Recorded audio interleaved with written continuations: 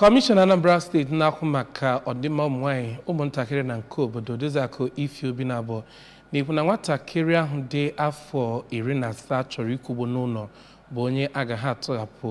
Kiri ka akụkọ nha n'uju.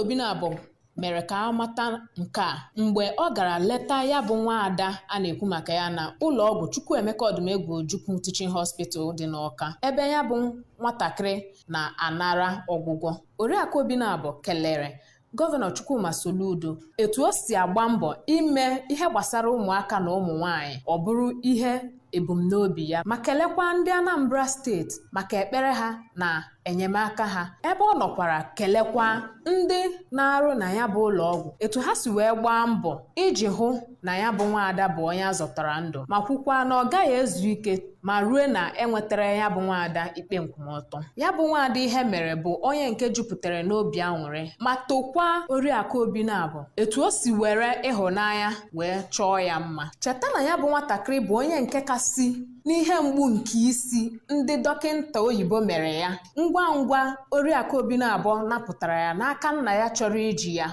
gwọọ ọgwụ ego. Nna ya ahụ nọkwa n'otu aka ahụ ma tikwa ya ihe, chụpụ ya n'ụlọ si na o ji nsị emetọsi ebe obibi ya.